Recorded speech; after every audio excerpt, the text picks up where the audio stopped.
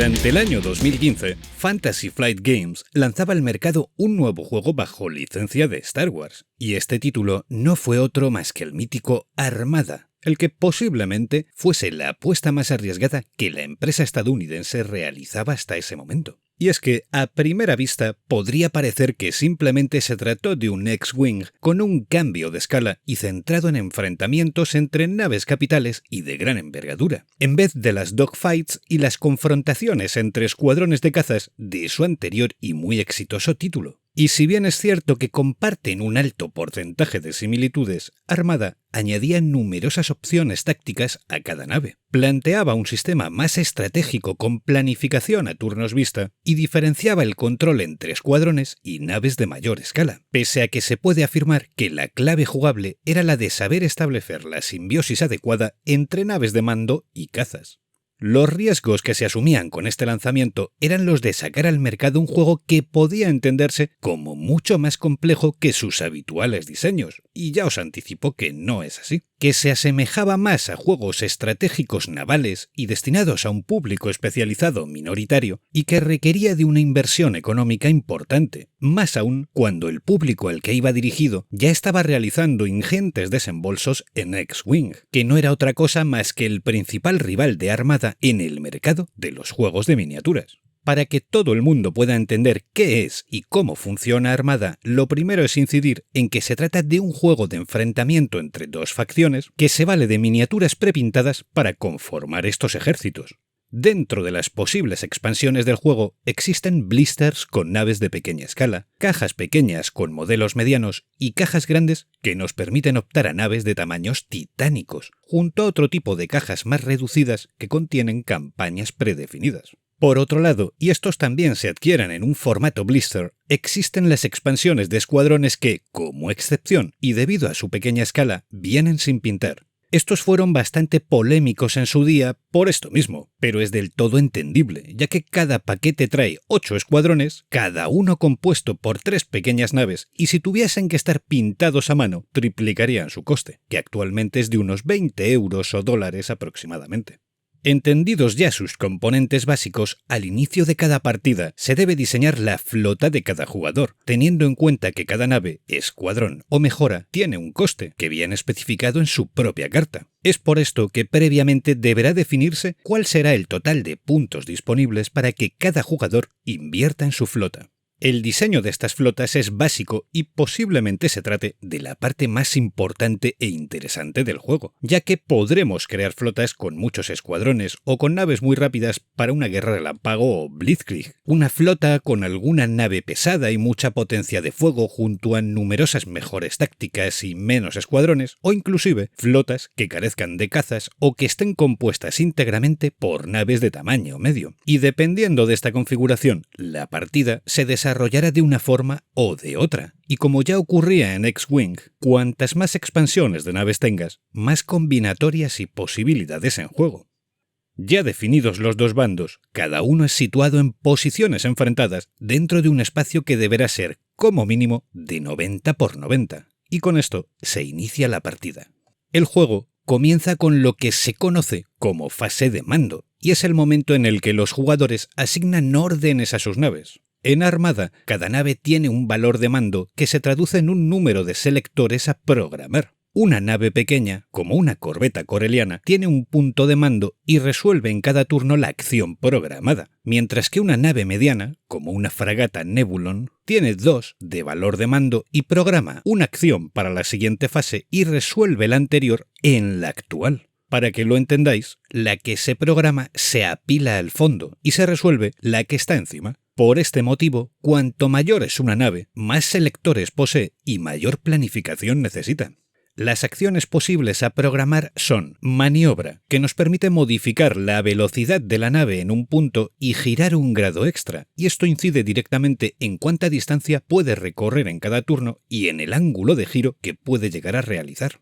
Y hago un inciso para entender esto a nivel funcional. Pongamos como ejemplo de nuevo una corbeta coreliana. Como podéis ver en su carta o ficha técnica, puede desplazarse a velocidades con valores entre 1 y 4, y cada valor nos señala además de qué forma puede virar. Y es que Armada añadió, y es uno de los mejores detalles mecánicos del juego, una regla dividida en 5 sectores que pueden graduarse de forma independiente en distintos ángulos. La corbeta coreliana permite, pongamos como ejemplo en su velocidad máxima A4, mover la primera casilla de la regla en línea recta, la segunda y la tercera realizando un giro por tramo y la cuarta permitiendo hasta 2 grados de giro a la vez. Esta nave es muy rápida y permite giros muy pronunciados. Un destructor imperial es menos veloz y además no puede virar de forma tan pronunciada, aunque, claro, a cambio su potencia de fuego es mayor y su resistencia mucho más alta.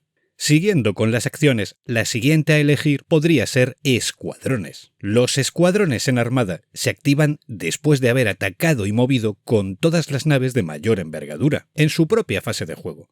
Y pueden desplazarse o abrir fuego, pero eligiendo esta acción en la fase de mando podemos activar tantos escuadrones como determine la ficha de nuestra nave, y siempre que estén dentro del alcance óptimo podremos mover y disparar o disparar y mover con antelación a la futura fase de escuadrones. Esto permite sacarle mejor rendimiento a los escuadrones en juego, pero también nos fuerza a tener a las naves de mando cerca de estos escuadrones, lo que siempre se va a traducir en exponernos más al fuego enemigo.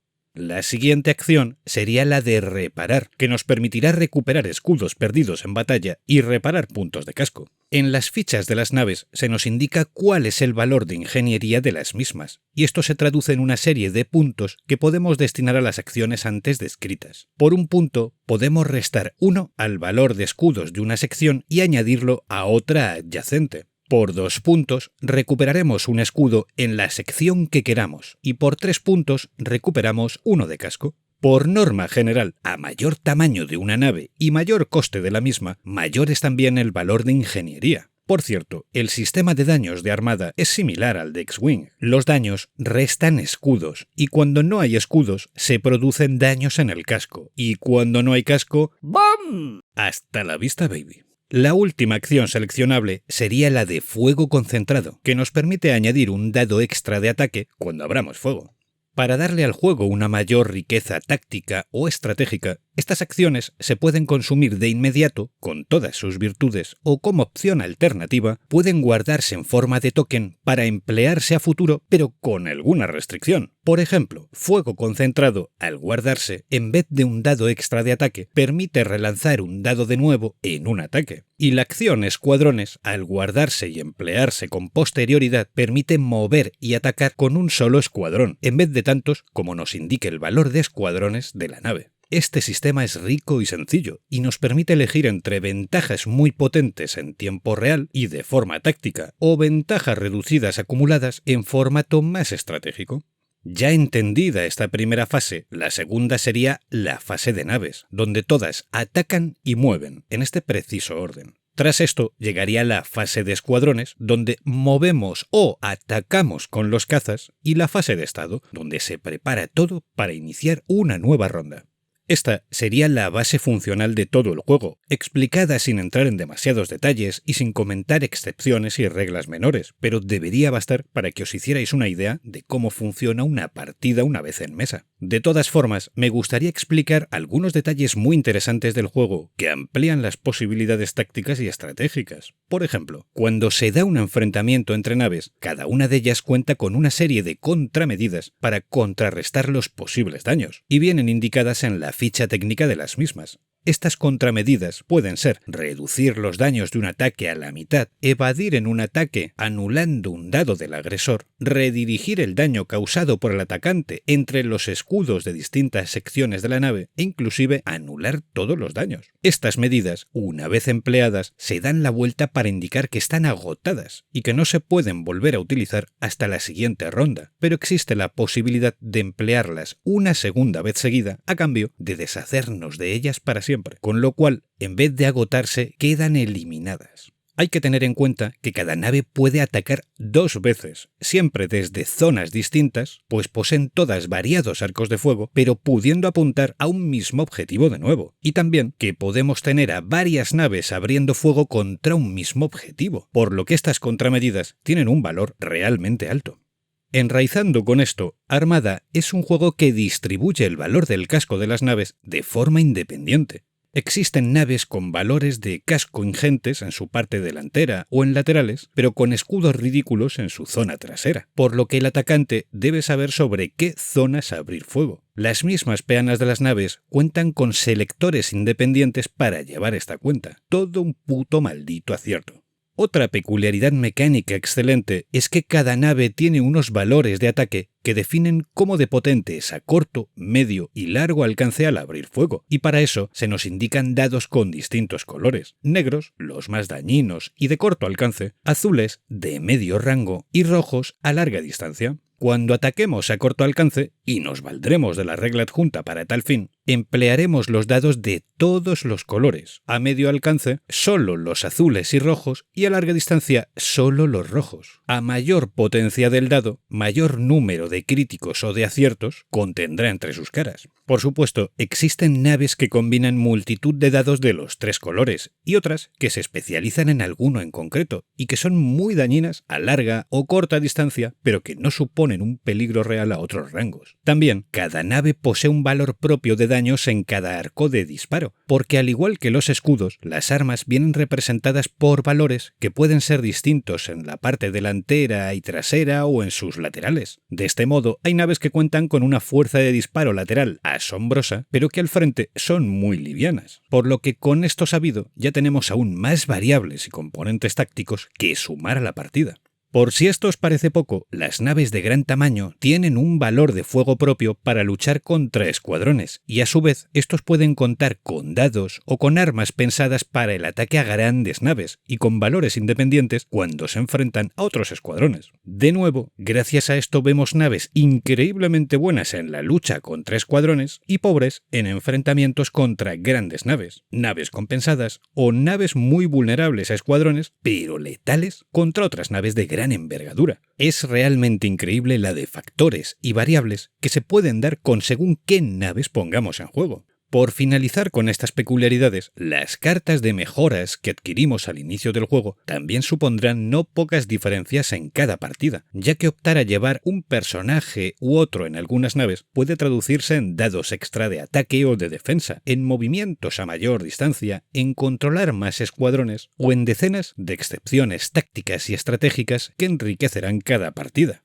Armada es otra obra maestra de parte de Fantasy Flight Games, y pese a que aquí en España no obtuvo demasiado éxito, se convirtió en el tercer juego más rentable y vendido de la empresa durante no pocos años, gozando de un éxito espectacular en Norteamérica y el Reino Unido. Es un juego que, pese a ser algo más complejo que X-Wing, se puede entender como un juego igual de sencillo, pero con distintos factores jugables a tener en cuenta. Si bien creo que X-Wing es algo mejor como puerta de entrada y que cuenta con un mejor balance calidad-precio, Armada es un título más pulido y que pone en juego un mayor rango de opciones tácticas y sobre todo estratégicas. Y es que, y es solo mi opinión, creo que Armada en muchos territorios se tuvo que enfrentar a X-Wing de forma injusta. Primero, porque entrar en el otro gran juego de miniaturas de Fantasy Flight era más económico, ya que una caja base costaba 39 euros o dólares, mientras que el core de Armada precisaba de un desembolso que superaba los 100 euros dólares, y además tuvo menor difusión en redes por parte de Fantasy Flight o de Edge aquí en España, siendo muy pocos los bloggers o youtubers que dieron visibilidad al juego y a sus expansiones en comparación con la atención que recibió X-Wing con cada nueva oleada. Esto hizo que se percibiese a Armada como un juego del que poco se sabía y que a priori se parecía demasiado a X-Wing, además de extenderse la idea de que era muy caro. Y vale, aquí estoy de acuerdo, Armada era más caro que X-Wing, y diría que es el primer juego con el que Fantasy Flight perdió un poco los papeles hinchando los precios.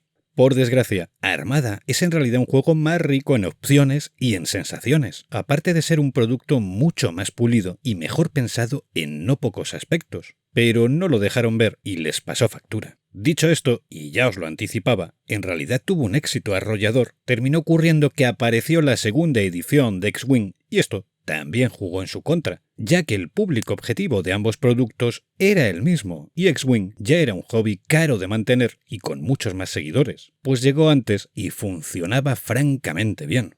En fin, que a mi modo de ver, pese a todo, Armada sí que vale lo que cuesta. Y me gustaría finalizar con una recomendación. Si sois novatos en los juegos de miniaturas, id antes a por un X-Wing, que sigo manteniendo que es el mejor juego temático de Fantasy Flight Games para con Star Wars, y que es sencillo, bonito, realmente divertido y válido para cualquier público. Pero si ya sois perros viejos en esto, o tenéis práctica con otros juegos de miniaturas, entonces haceros con Armada, porque sus opciones en juego son mayores y realmente aporta un grado de riqueza extra sobre la mesa. Armada es otro de mis grandes amores dentro del mundillo de los juegos de mesa, y creo que merecía su propio vídeo. Solo espero que os resultase interesante y que haya despertado en cierto modo vuestra curiosidad. Dicho lo cual, solo me queda agradeceros vuestra atención y vuestro tiempo. Nos vemos en el próximo vídeo. ¡Saludos!